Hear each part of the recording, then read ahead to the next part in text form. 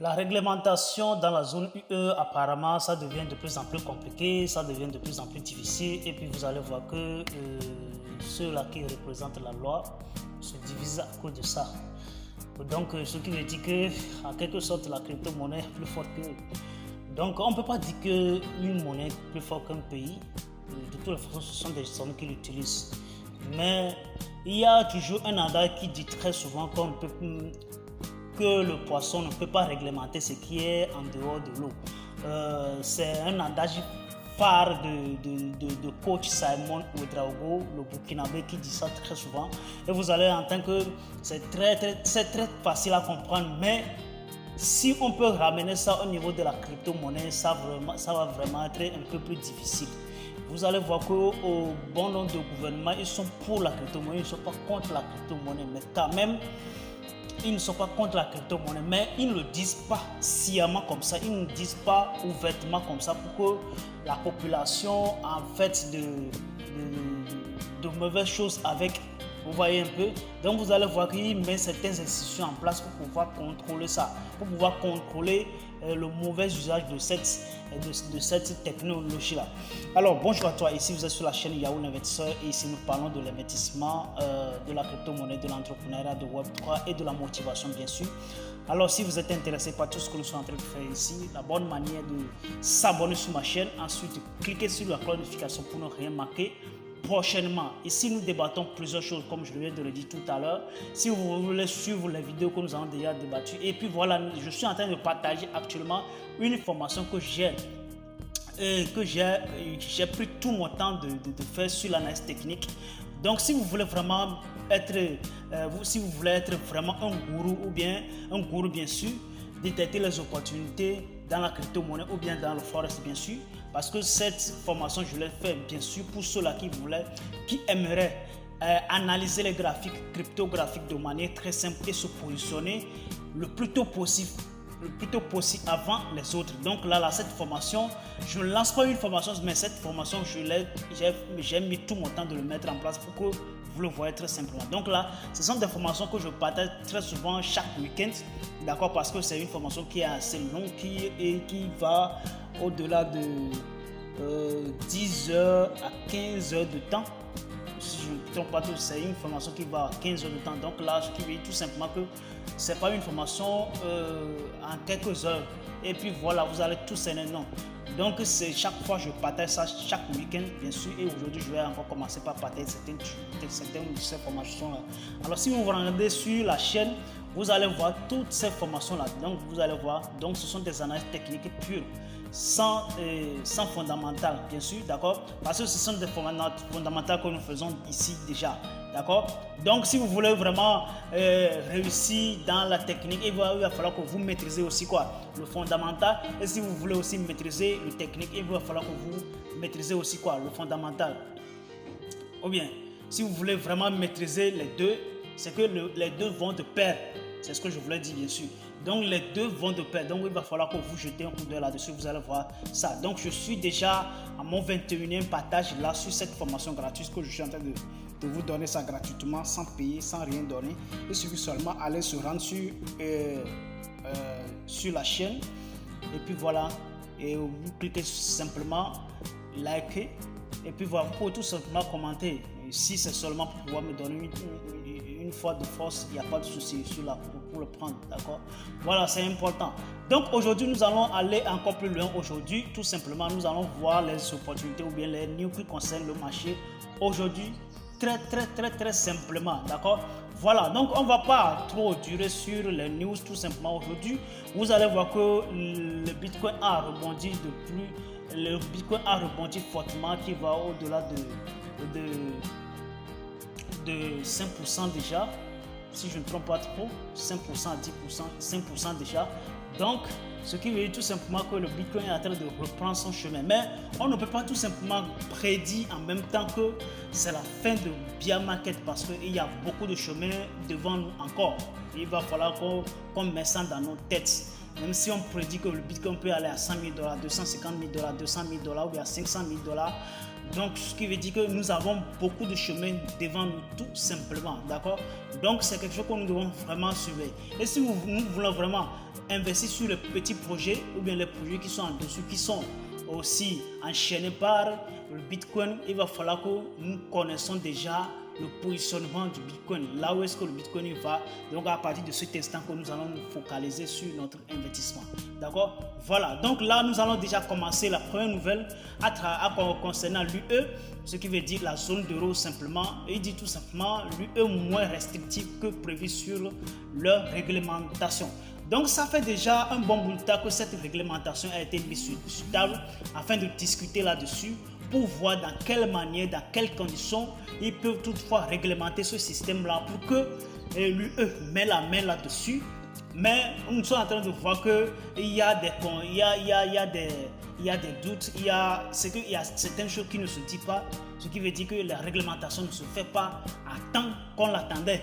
D'accord? À temps qu'on l'entendait, parce que quand ça a commencé, ça a vraiment fait du bruit et nous attendons que ça donne quelque chose de si viable. Ça donne quelque chose et puis voilà, tout le monde tourne sa tête. D'accord? Jusqu'à présent, même l'Amérique n'a pas cherché à réglementer ce système-là et je ne crois pas que c'est au niveau de l'UE qui va commencer par le faire. Vous voyez un peu? Malgré que l'Amérique, les États-Unis bien sûr, d'accord, les États-Unis n'ont pas cherché maintenant à réglementer ce système, donc ce n'est pas la zone d'euro qui va chercher à faire ça. Donc ce qui veut dire que nous sommes en train de copier nos réglementations chez les autres. Eux aussi peut-être ils attendent certaines personnes, d'accord. Vous allez voir que malgré que, comment on dit, la Chine a interdit catégoriquement la vente ou l'achat de Bitcoin ou bien des crypto-monnaies en Chine. Mais si vous voyez maintenant, le tableau qui dresse les pays qui ont plus de crypto-monnaies là, vous allez voir que c'est la Chine qui se trouve en tête. D'accord? Donc c'est quelque chose qu'on ne peut pas se lever comme ça et réglementer. Il va falloir que tu prennes assez de temps pour pouvoir comprendre le système. D'accord? Parce que le système n'englobe pas une seule personne, une seule entité, non. Parce que voilà, on se lève et puis voilà, on développe une loi, on met sur table et puis voilà, on met caché là-dessus. Ça devient une loi, tout le monde est obligé de respecter là-dessus. Parce que ça là maintenant, c'est une monnaie pour le peuple en fait. Pour le peuple, ce qui est pour le peuple qui a été développé quelque part, qu'on ne sait même pas ce qui est dans la tête de la personne, ça va être un peu plus compliqué de maîtriser un peu. Vous voyez un peu. Donc c'est le cas de l'UE actuellement. Il a de la difficulté à maîtriser le système. Donc je crois que ce sont des bonnes personnes là. Ce sont des personnes qui ont des têtes, qui ont des niveaux un peu plus élevés. Donc je crois qu'avec le temps ils vont le faire. Mais quand même, ça ne peut pas être quelque chose aussi facile et rapide comme ça. Ça prendra assez de temps. D'accord? Voilà. Et là maintenant, je parle toujours de la crypto-monnaie au niveau des pays, bien sûr, parce que déjà en Afrique, il n'y a qu'un seul pays qui a adopté la crypto-monnaie comme une monnaie nationale. D'accord? Une monnaie nationale, c'était la Centrafrique. Et vous allez voir que en Amérique du Sud ou du Nord, je ne sais pas comme ça, il y a le Salvador aussi qui a légalisé le Bitcoin pour pouvoir être utilisé dans le pays comme on utilise souvent les monnaies ou bien les devises. Alors là, déjà là maintenant, lui par contre, l'Afrique du Sud, lui, il n'a pas légalisé. Mais vous allez voir que bon nombre de boutiques, aujourd'hui, on est en train de parler de plus de 1628 points de vente à 7 Bitcoin en 3 mois. Vous voyez, c'était en 3 mois. On ne va pas dire depuis 2010 jusqu'à maintenant. On parle juste de 3 mois. Vous voyez un peu? De 3 mois. De 3 mois seulement, il y a plus de 1628 points de vente à 7 Bitcoin. Ce qui veut dire s'ils acceptent Bitcoin, ils acceptent aussi quoi? BNB ou Ethereum ou d'autres crypto-monnaies aussi, sans pouvoir aussi entrer dans le vif du sujet. D'accord? Voilà, en 3 mois seulement que ces 1628 points acceptés. Donc si on va calculer depuis 2010, 2011, 2012 jusqu'à 2023, là maintenant, il y a plus des millions de points de vente. Il y a plus de millions de points de vente qui acceptent Bitcoin. Ce qui veut dire que tout simplement, je reviens toujours en arrière en disant qu'il y a beaucoup de pays qui sont pour la crypto-monnaie. D'accord? Ils ne sont pas contre. Plutôt, ils sont pour la crypto-monnaie. mais sans pour autant le dire clairement comme ça. C'est pourquoi ils laissent la population l'utiliser, mais de manière claire, de manière à ne pas l'utiliser pour pouvoir arnaquer, pour faire des arnaques, pour pouvoir tromper l'opinion publique. Donc, ce qui veut dire qu'il y a certains pays qui l'acceptent, mais sans pour autant le dire clairement. Juste pour pouvoir échapper aux médias, des questionnements et tout ça. Vous voyez déjà comment quand le Salvador a légalisé le Bitcoin comme monnaie nationale, vous voyez déjà le tollé que ça a créé. De la même chose que le Centrafrique a légalisé le Bitcoin, vous voyez déjà le tollé que ça a créé. Vous voyez un peu. Donc il y a certains pays qui n'aiment pas ce genre de tollé médiatique là. C'est pourquoi ils n'aiment pas trop être dans le système. Okay? Ils n'aiment pas trop ça. Mais quand même, c'est quelque chose qu'ils acceptent quand même dans le pays. C'est le cas de l'Afrique du Sud. On sait déjà que l'Afrique du Sud, c'est pas le Bénin, c'est pas le Togo. On le sait très bien. Ou bien, ce n'est pas un pays d'Afrique de l'Ouest. On le sait très bien. C'est que l'Afrique du Sud, c'est l'Afrique du Sud. Vous voyez? L'Afrique du Sud, c'est l'Afrique du Sud. Donc, c'est un grand pays, en fait. C'est un pays qui, vous voyez un peu, on ne va pas trop rentrer dans le sujet, vous voyez. Donc, c'est un peu ça. D'accord? Donc, ce qui veut dire l'adoption, ça prend beaucoup de terrain. Et que vous allez voir que, malgré c'est lent, mais quand même, arrivé à un certain moment, ça court assez vite. Vous voyez? Voilà, donc c'est le cas.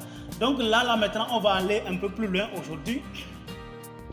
Il y a un influenceur, Ah, vraiment les influenceurs aussi. Vraiment les influenceurs aussi. Les influenceurs aussi. Vraiment, dans cette affaire de crypto-monnaie, il y a beaucoup d'influenceurs qui ont vraiment marché. Quand ils ont posé leur notoriété comme ça là, parce qu'ils ont beaucoup de millions de personnes sur leur abonnement qui se sont abonnés à eux. Ils ont beaucoup d'abonnés, bien sûr. Ils ont beaucoup d'abonnés, donc c'est ce qui fait qu'ils développent des projets quand même. J'en ai déjà vu aussi un Français qui a développé un projet. Je ne vais pas donner son nom.